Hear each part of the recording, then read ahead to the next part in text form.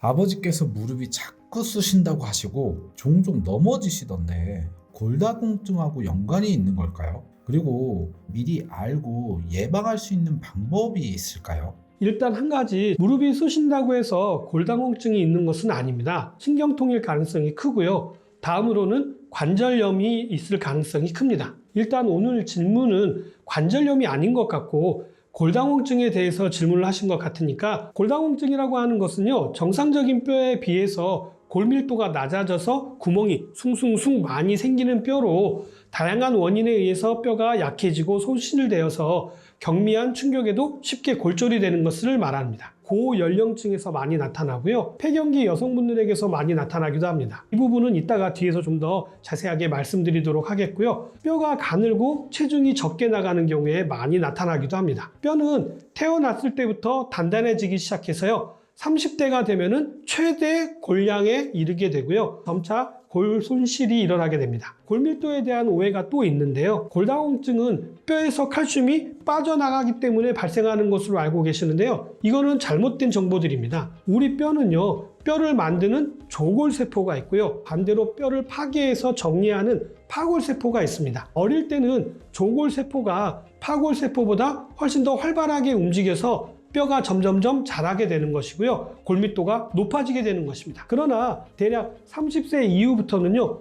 조골세포의 활동성과 파골세포의 활동성이 비슷해져서 적절한 골밀도를 유지하게 되는 것입니다. 더 나이가 들게 되면은요, 조골세포의 활동 능력이 떨어지게 되면서 뼈를 만드는 것이 부실해져서 골밀도가 낮아지는 것이지, 파골세포가 더 활발하게 운동을 해서 골다공증이 나타나는 것은 아니라는 사실이죠. 쉽게 말씀드리자면 칼슘이 뼈에서 빠져나가서 골다공증이 생기는 것이 아니라 뼈가 만들어지지 않아서 골다공증이 발생한다는 게 맞는 이야기입니다. 우리 몸에서 칼슘이 빠져나가는 양은요, 젊을 때나 나이 먹어서나 비슷하다는 것입니다. 그런데 일부 전문가라고 하시는 분들도 갱년기 이후에 칼슘이 많이 빠져나가서 골다공증이 생긴다 이야기하시는 분들이 의외로 많으시지만 이것은 잘못 알려진 이야기입니다. 남성의 경우에는요, 골밀도가 서서히 떨어지는 반면에 여성의 경우에는요, 폐경이 된 50대 이후에 갱년기 기간 10여 년 동안의 골밀도가 급격하게 떨어지게 되고요. 그 이후에는 다시 또 서서히 떨어지게 됩니다. 우리나라 50대 이상 여성의 10명 중 4명 정도가요,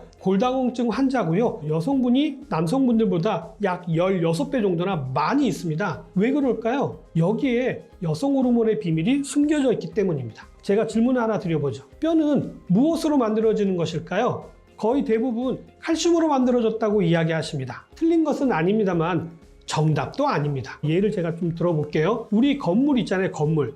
이런 건물들은 어떻게 만들어졌을까요? 콘크리트로 만들어졌을 겁니다. 그리고 콘크리트의 주 원료는 대부분 시멘트가 차지하고 있죠.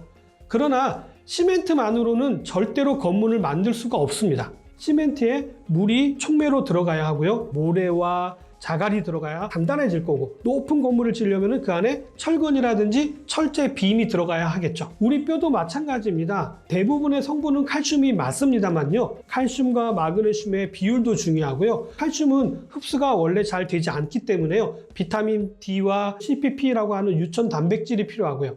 거기에 무기질인 인도 있어야 하고, 칼슘이 뼈에 침착되기 위해서는요, 붕소도 있어야 합니다. 더 많고 다양한 여러 가지 미네랄과 단백질이 서로 결합되어져야만이 뼈가 만들어지고 골다공증을 예방할 수 있게 되는 것입니다. 잠깐, 공사장에 시멘트와 모래와 자갈과 철근이 있다고 칩시다. 이러한 것들이 순서대로 어디에 어떻게 사용되어져야 하는지 명령을 내리거나 설계도가 있어야겠죠. 이런 설계도는요, 우리 유전자 안에 숨겨져 있고요. 적재적소에 사용되게 하기 위해서 호르몬이 있어야 하는데요. 이때 뼈에 관여하는 호르몬의 성장 호르몬과 에스트로겐이라고 하는 여성 호르몬이 관여를 하고 있다는 것입니다. 에스트로겐이라고 하는 호르몬은요, 뼈를 만드는 조골세포를 활성화시켜주는 호르몬입니다. 폐경기가 된 여성의 경우에는요, 에스트로겐 수치가 급격하게 감소함으로 인해 가지고 조골세포의 활성도가 떨어지기 때문에 갱년기 여성분들에게 골다공증이 많이 나타나게 되는 것입니다. 뼈에서 칼슘이 빠져나가서가 아니라 충분히 만들어져야 될 뼈가 제대로 만들어지지 않아서 만들어지는 골다공증이라는 것이죠. 30대 이후에 먹은 칼슘은요, 먹은 양에 비해서 흡수가 잘 되지 않는다는 것입니다. 칼슘을 잘 챙겨 드셔야 할 때는요, 나이 들어서가 아니라 어릴 때 24살 이전에 많이 드시라고 권장을 해드리고 있었습니다. 그래서 골다공증 있으신 분들이 칼슘을 많이 드시고 잘 드셔도요, 골다공증이 좋아지는 것이 잘 안 보이는 이유가 여기에 있는 것입니다. 나이 드셔서 칼슘을 많이 드시게 되면은요, 과량의 칼슘이 혈관에 쌓이게 되는 경우가 발생할 수가 있기 때문에 오히려 심혈관 질환을 유발하는 원인이 되기도 하기 때문에 주의가 필요합니다. 골다공증을 위해서는요, 칼슘 섭취가 중요하지만 나이 들어서 골다공증을 예방하거나 치료하시려면요, 에스트로겐 호르몬에 관심을 더 많이 가지셔야 합니다. 칼슘을 좀 더 더하시고 마그네슘을 더하시고 비타민 D를 더하시는 것이 훨씬 더 효율적이기 때문이죠. 새로운 사실을 많이 알게 되었는데요. 골다공증은 나이 들면 자연스레 걸리는 병이라고 생각을 하고 있는데 골다공증에 잘 걸리는 유형이 따로 있을까요? 일단 나이가 들게 되면은요, 노화의 일원으로 호르몬 분비도 줄어들게 됩니다. 그로 인해서 골다공증이 누구에게나 서서히 진행되기는 합니다. 그러나 개인별로 더 많이 또는 더 빠르게 진행되는 경우가 있죠. 여성의 경우가 그렇고요. 체질적으로 신장, 콩팥이 약하신 분들이 골다공증이 더 많이 발생합니다. 그렇다면 골다공증은 꼭 뼈가 부러져야만 알 수 있나요? 미리 알 수 있는 방법은 없을까요? 안타깝게도 골다공증을 미리 알아볼 수 있는 방법은 우리 일상생활에는 없고요. 병원에 가셔서 엑스레이를 통한 골밀도를 측정해야만이 알 수가 있습니다. 나이가 들면 2년마다 하는 건강검진을 하실 때요, 추가로 검사를 받으시면요, 골밀도 관리를 하시는데 기준을 삼으실 수가 있겠죠. 골다공증에 걸리면 파킨슨병에 걸릴 확률이 높다고 들었는데 사실인가요? 이런 내용을 어떻게 아셨어요? 골다공증과 파킨슨병은요, 서로 연관이 있는 것으로 알려져 있습니다. 파킨슨병은 골밀도를 낮춰서요, 작은 낙상에도 쉽게 골절이 되는 일이 일어나게 되는데요.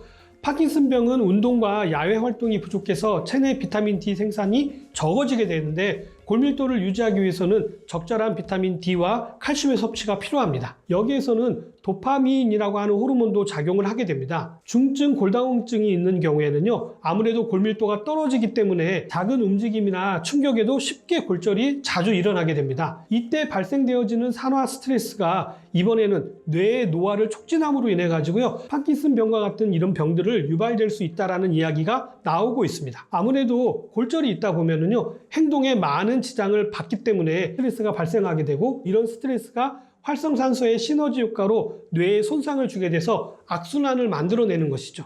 골다공증에 대해서 정리해서 말씀을 드리자면요, 나이 들어서 발생하게 되는 골다공증은요, 너무 칼슘 섭취에만 집중할 것이 아니라요, 비타민 D를 비롯해서 마그네슘과 단백질 섭취에도 신경을 좀 쓰시고요, 호르몬 관리에 신경을 쓰시는 것이 더 효과적이라고 생각합니다. 에스트로겐과 유사한 이소플라본 섭취를 적극적으로 권장해 드립니다. 오늘은 골다공증에 대해서 말씀을 드렸는데요, 잘못 알려진 내용들에 대해서도 다시 한번 숙지하시는 것이 필요하고요, 너무 칼슘 드시는 거에만 집중하지 않는 것들이 중요하다고 말씀드렸던 것을 기억하시기 바랍니다. 오늘 내용은 여기까지고요. 저는 다음 시간에 다시 찾아뵙도록 하겠습니다.